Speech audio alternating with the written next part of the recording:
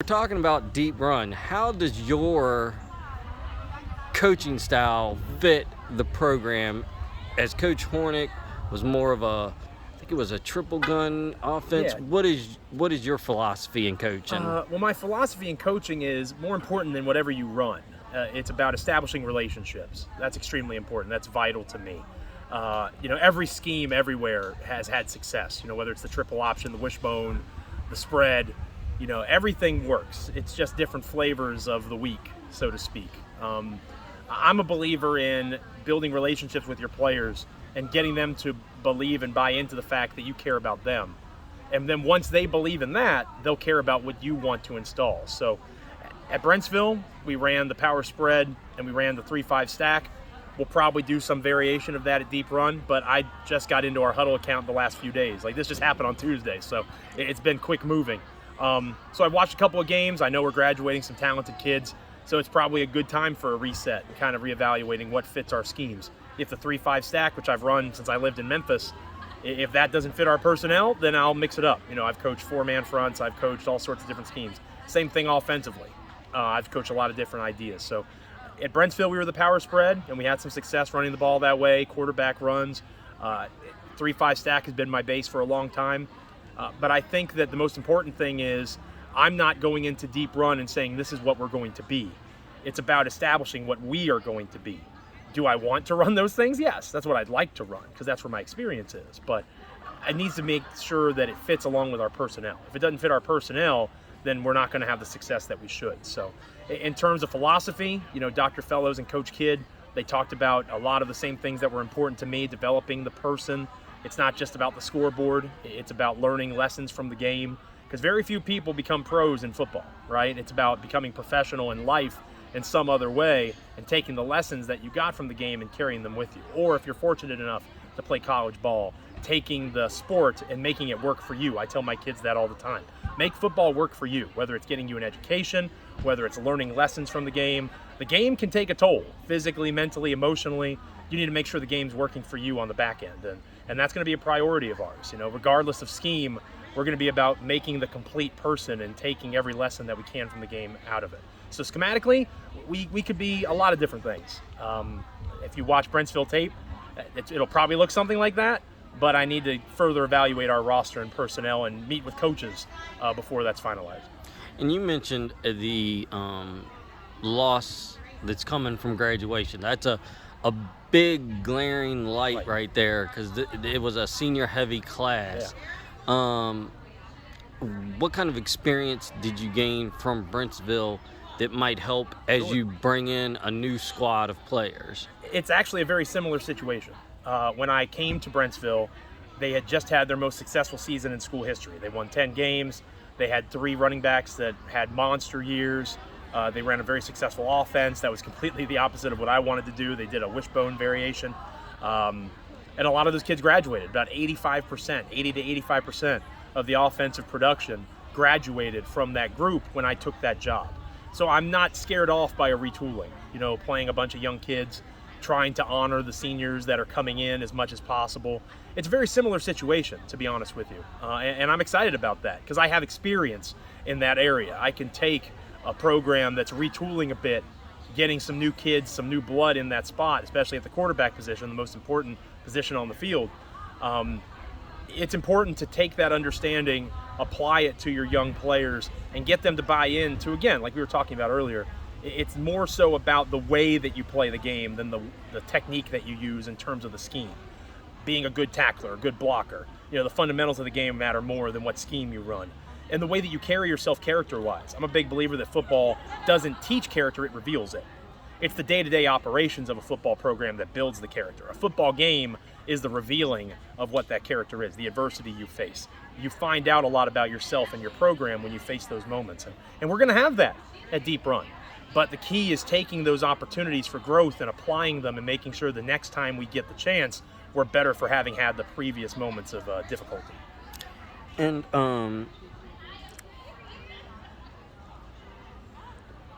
what kind of, I know this is premature because you just were named the coach, Tuesday? Tuesday night, yep. But have you kind of started, I'm sure as a coach you kind of have, started to kind of formulate any expectations or goals for yourself in your first season at Deep Run? The expectation is to get better every day. And maybe that sounds like a bit of a cop-out, but it's true. When you graduate that many kids, there's going to be some turnover. When you come in with a brand new coach moving from out of the area, I still live in Northern Virginia. We'll be moving down here in the next month or so. And there's going to be some transition time, and there's going to be some growing pains. My goal is to get better every day. And my goal is to listen. I've told lots of people that, and that's genuine, that's true. I want to come in and I want to know what are things that Coach Hornick did well that you want to stay. It's not going to be a complete gut job. I think that's important. You want your players to know that what happened before is valuable. What happened before you, just because you weren't there doesn't mean that it wasn't worth it, right? And that sounds pretty obvious, but that's something that a head coach can get caught up into. You want to come in and make it yours. I've learned over the years that it's about making it ours. And I want it to really be our program. I steer the ship, but this is their high school experience. So my expectation for our program and our players is to every day get better. Be a better person, be a better son, be a better citizen of Richmond and of the greater, global landscape, and really prioritize, whether it's in the weight room, whether it's on the field, whether it is in general as a football player, being better every day, a little bit better. We're going to talk a lot about the pound the rock mentality. I got that from Pedro Aruza at Randolph-Macon, who I played for. The pound the rock mentality is every single day you take another swing at the rock, and another little crack develops, and you keep building and you keep breaking and you keep pounding, and then eventually it's going to break and you're going to have that breakthrough. And that's really going to be a centerpiece of what we do. We're going to talk about a lot of character development stuff in our program, but the focal point is that worksman mentality of prioritizing the things that we can control. We can't control how fast the other team is. We can't control how big they are. What we can control is our effort and our attitude. And that all starts with mental toughness and physical fitness. And that's what Deep Run football is going to be about more than anything. And one thing I caught on when you were speaking just a moment ago was, coming in, you had Coach Hornick kind of built this program back up from some lean years. Sure. It's a nice segue to how do you plan to carry that on? Not only are you inheriting a young team, right, but you're also inheriting a team that has just 2 years ago had their best season ever. How do you keep that going while still making it a transition? Right. And that is important. Like I said earlier, it's important to understand that that's going to be a process, right? It's not going to be simple to come in and completely overturn everything that Coach Hornick did, nor do I want to do that. Coach Hornick had a great run at Deep Run, and he deserves all the credit in the world for that. It's about finding the things that worked, that stick, or that should stick with me now at the helm, and finding ways to mesh and mold and be malleable. And it's also important to understand that as the new head coach, I have to step in and put my signature on things too. It's at the end of the day, it's not going to be Chad Hornick's name in the newspaper anymore. It's going to be mine. So if we are winning or we are losing, whoever's answering for it, I need to be comfortable with that decision. Again, through my experience at Brentsville, I've learned how to manage that more. But at the same time, it needs to be understood that while it is our program and it's our choices that we have to make, I will continue to help guide that ship, because at the end of the day, whether we're 0-10, 10-0, state champion, or the worst team in the state, everything in between, it's me that has to answer for it. So I respect everything Coach Hornick did. I plan on speaking with him and going through things that he thought went well, coaches that he enjoyed working with, ideas that he has for what things should look like moving forward. But I'm going to have those conversations with everybody, from the Deep Run community, former coaches that have worked on the staff. I want to gather as much information as I can about where the program currently is before I decide what the direction is going to be moving forward. The only challenge with that is we have a football season in 2.5 months, and that process is going to be escalated more than it ever has been before. How have you had a chance to meet with any of the players yet? Not quite yet. I'm going to be meeting with the players. We have a introductory meeting tomorrow at Deep Run. It's Monday at Deep Run. I'm excited to meet the kids. I've invited parents. I've invited teachers. I want to meet the community, because I believe a successful football program is a community program. It's not just me. It's not just the team. It's everybody. And it's not a football program that goes out and expects the stands to be filled because we're the football team. We're going to go and support other sports. We're going to go and support other members of our community. We're going to go out and do community service things. We are going to buy into a concept of leadership by service. And we aren't going to ask, what are you going to do to Deep Run or for Deep Run? we are going to ask what Deep Run can do for you. And I'm going to ask my players on Monday, it's not about what you're going to do for me as the new head coach, it's about what I can do for you. I'm going to listen, I'm going to buy into the concept of trying to understand where they're at and how to build the process of the program. Like I said earlier, things they liked, things that could get better, because there's always room for growth. Whoever the next head coach at Brentsville is going to be, there's going to be room for growth. That doesn't offend me. So where do things get better, and how do we make Deep Run better in the next year, 4 years, 10 years, 20 years? Because my family wants to be in the Richmond area. I hope this is my forever job, where I'm coaching the kids of kids, if that makes sense. So I want to build a program that we can be proud of, that can be sustainable in terms of its success, and that can really buy into the key principles of what it means not just to be a good football player, but a good person. And as you get ready to meet your new team, you're obviously saying goodbye to a former team. Right. How hard was it to tell your guys that you were leaving? It was one of the hardest things I've ever done, if I'm being honest. And I'll be honest enough to say that I teared up when it happened. It sucked in this pandemic environment that I had to do it on Zoom, because we were never going to be together in Prince William County. It's a hybrid learning. So even if I had waited to do it in person, there had been 10 people in the room and I still would have been on Zoom. So the logic was, let's just get it over with on Zoom, and that's the best we can do.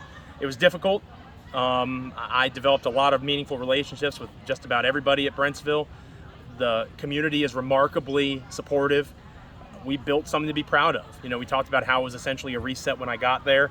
We went from 4-7 to 6-6 to 8-4 to 5-2 this past year. Made the regional playoffs 4 straight years. We made the semifinals 3 straight seasons. My last game that I coached Brentsville was against Goochland, the absolute class of 3B, and then obviously Independence knocked them off the next week. But we took Goochland to the limit. Our defense played extremely well. We made some mistakes, and Goochland's too good to make mistakes against. But they were the measuring stick, and it was kind of a fitting way to go out to see how far we had come to be able to compete with Goochland. And if we had made some plays better, especially offensively, we would have been in a better spot to be fully competitive. But to go toe-to-toe, to see that and see how far the program had come, that really meant a lot. But beyond the record, what I'm going to take from that place is the relationships. Like I said, with Dr. Mines, Coach Cameron, every player that I had a chance to coach, the parents that I interacted with, the booster presidents and the folks that worked in the snack bar, concession stands, the janitorial staff, the custodial staff, everybody that I had a chance to come in contact with at Brentsville made an impact on me, and I'm very grateful for that experience, and I'll miss those kids a ton. They're going to have a heck of a season, whoever's lucky enough to get that job. They return some talent, and I'm excited they're going to have a big supporter in Richmond, I can tell you that. Well, and that kind of is a nice segue into this next question, which was, obviously the goal is to win a state title no matter where you go. You leave short of that goal. Sure. Do you feel like you accomplished everything else you wanted to at Brentsville? Do you feel like there's any unfinished business? Yes and no. With my players, like I talked about, the pound the rock mentality is the centerpiece, but there's lots of other pieces that rotate around it. We talk about the man in the glass a lot.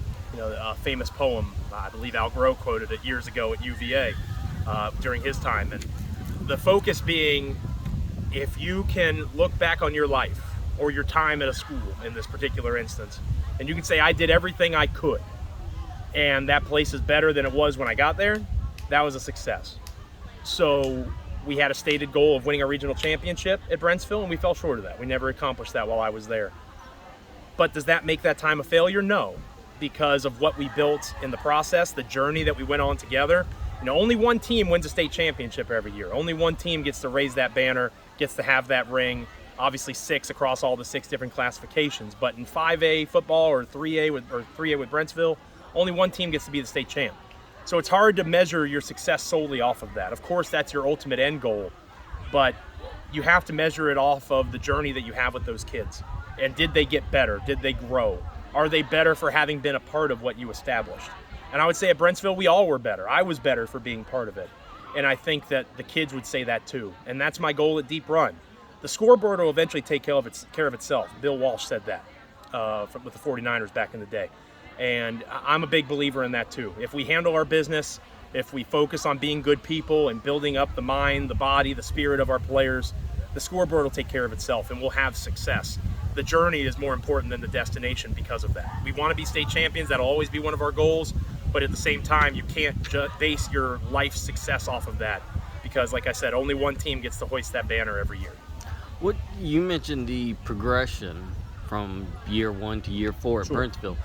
What do you credit as the biggest component to that progression, to that success? Sure. Because not every program has that Right. progression to get better and better each year. The buy-in of our players, the players buying into me, and I can sell everybody a bill of goods, and I can tell them all these great things that sound really cool, and I can make these big presentations and be a fancy orator all I want to be. But if the kids can see that I'm being fake or I'm not being genuine, none of it's going to work.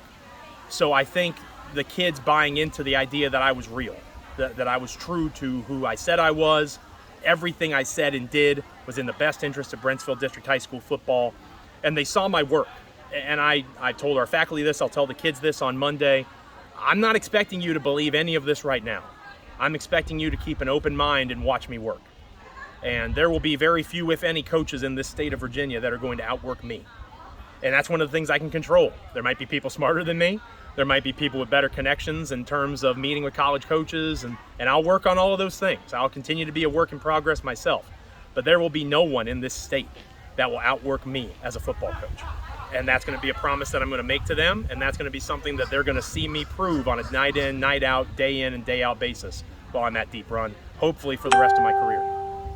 All right. Well, thank you very much, Coach. Absolutely. Thank you so much. I appreciate all the work Virginia Preps does, and I'm excited to be in Richmond, and my family and I are looking forward to being down here and being part of the Deep Run community. Absolutely. Thank you. Thank you.